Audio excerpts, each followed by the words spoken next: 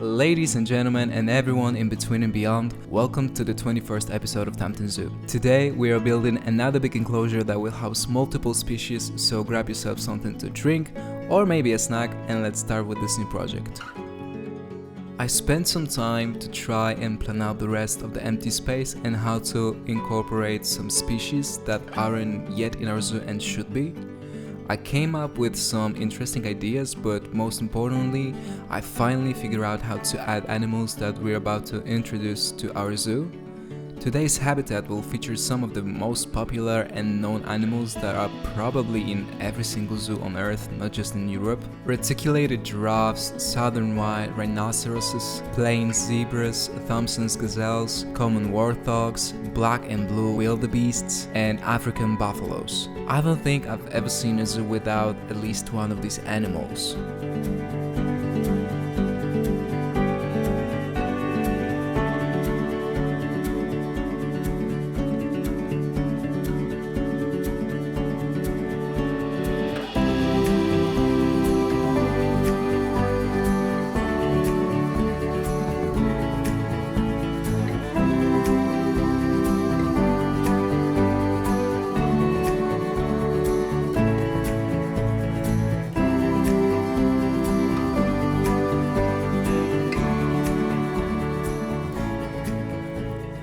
We're at the point in the series where, in order to build some of these habitats, I need to incorporate and blend them with their surroundings. The area that I chose for this build is right next to our aquarium, specifically by the penguins and also near the elephants.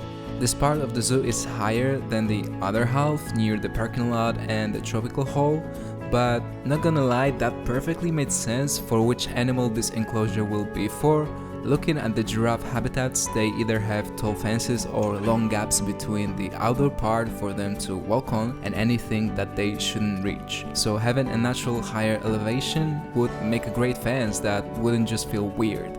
The fence was actually inspired by the visualization of the Ueringen Petting Zoo project that was done by the Cresings or Cresings architecture. I'm sorry if I'm pronouncing that incorrectly, I don't know what language that should be pronounced in.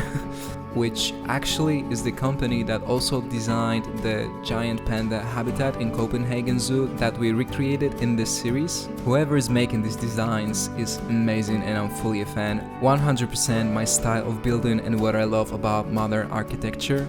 There's just something really interesting, even though they're arguably pretty minimalistic designs that are based on basic shapes. I'm not a fan of the whole build being just wood, but the wooden post sticking out of the walls gave me such an inspiration that I just had to come up with something similar.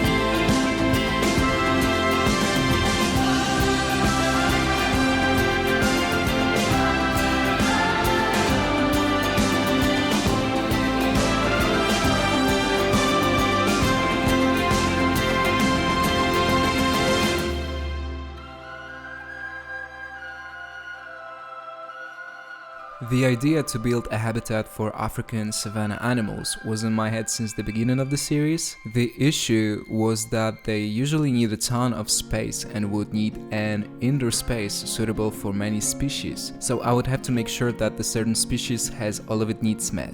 It took me quite a long time to find some interesting inspiration. I didn't want to just build a circular or rectangular tall building as the indoor part of the enclosure. There's nothing wrong with them, and as long as they meet the requirements, it's completely fine.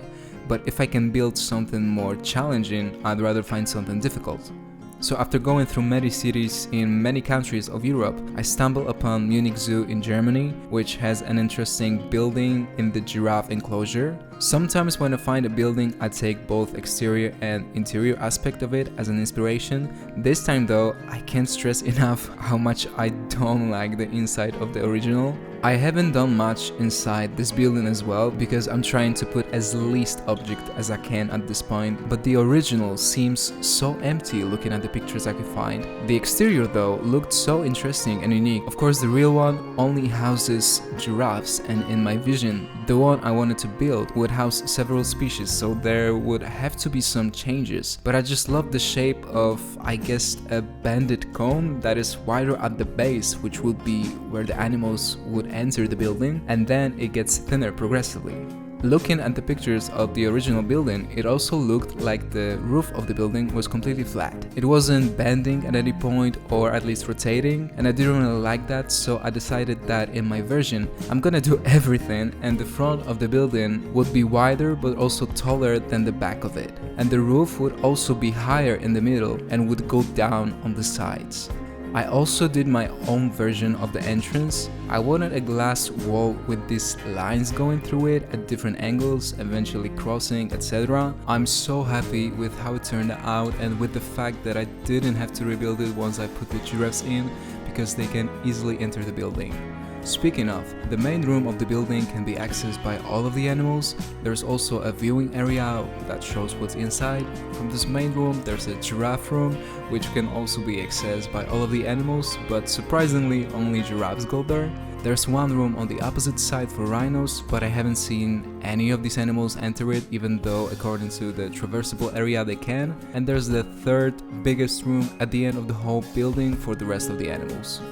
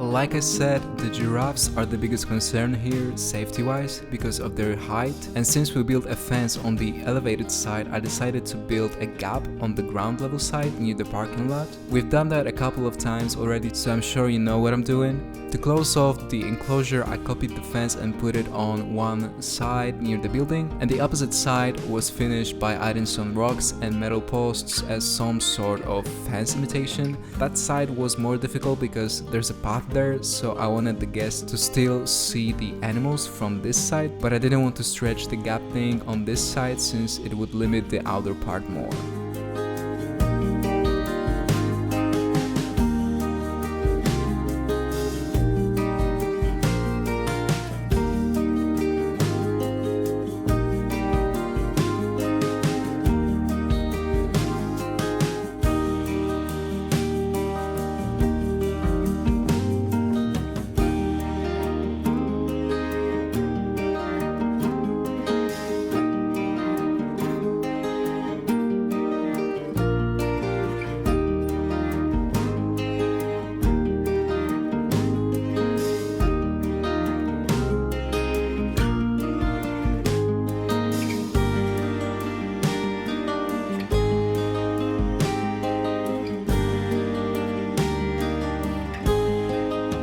when it comes to finishing the whole habitat with the plants and rocks, I wanted the landscape to be pretty visible. Savannas are pretty empty. There are just huge lands of either short grass or just soil and sand with barely any vegetation. Of course, there are parts that are more packed with plants and trees, but most of it is pretty high visibility because there aren't many things obstructing the view.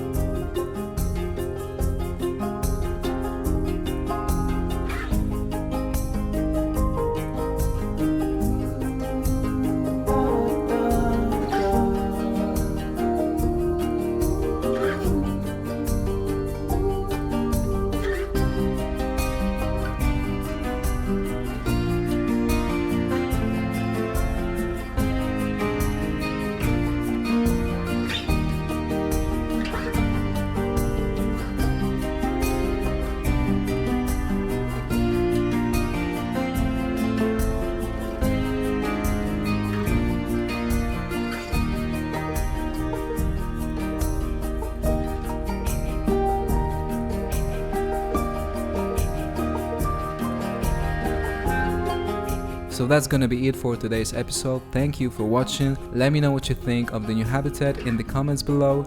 If you like it, don't forget to like the video as well, and I will see you in the next one. Bye!